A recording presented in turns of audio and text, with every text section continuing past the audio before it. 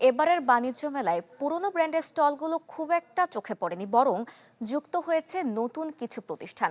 আর সময়ের সাথে ধীরে ধীরে বাড়ছে ক্রেতা দর্শনার্থীদের সংখ্যাও। আর গ্যাস সংকটে বৈদ্যুতিক চুলা কেনার হিড়িক চোখে পড়ার মতো।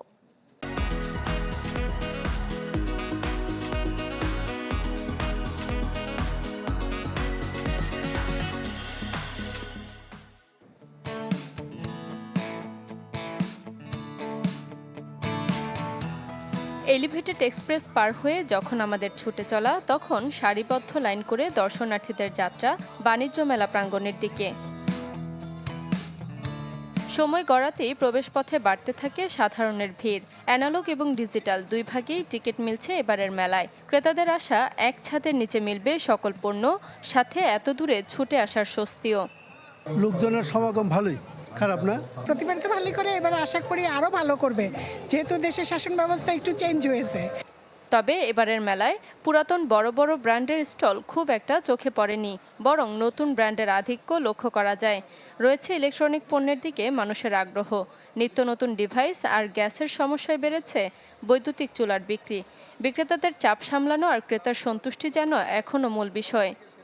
চুলার জন্য আসছি, দেখতেছি যে যদি সুবিধা হয় তো গ্যাস না থাকলে বিদ্যুৎ থাকবে। বাণিজ্য মেলায় ইন্ডাকশন চুলার উপর ডিসকাউন্ট থাকে, এ কারণে এই চুলাগুলো দেখা। খুব ভালো একটা ডিসকাউন্ট চলছে, আলহামদুলিল্লাহ। আমাদের বেচা বিক্রি অনেক ভালো, আপনারা কাস্টমারের ক্রাউড দেখলে বুঝতে পারেন। অন্যান্য স্টল এবং প্যাভিলিয়নগুলোয় বেড়েছে ক্রেতাদের ভিড়। চাহিদা মতো পণ্য পেয়ে সন্তুষ্ট তারা। তবে দাম নিয়ে চিরচেনা অভিযোগের যেন শেষ নেই। সার্বিক বিক্রি নিয়ে মিশ্র প্রতিক্রিয়া বিক্রেতাদের। পরিবেশটা ভালো আর ধুলাবালি নাই, এই জন্য কমফোর্টেবল, ঘুরেও ভালো লাগছে।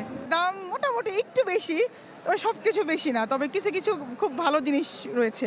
দেশীয় প্রোডাক্টগুলো আর কি পাওয়া যায়, দেন বাইরের প্রোডাক্টগুলো আর কি ভালো পাওয়া যায়। আমরা তো আশা করে বসে থাকি কাস্টমার ভালো হবে, কিন্তু ওরকম এবার গতবার মতো এবার হবে না। কাস্টমারকে পোষাচ্ছে না, আমাদেরও পয়সায় দিতে পারতেছি না, কেন দাম ওটা সেলই করতে পারতেছি না যে দামটা হচ্ছে।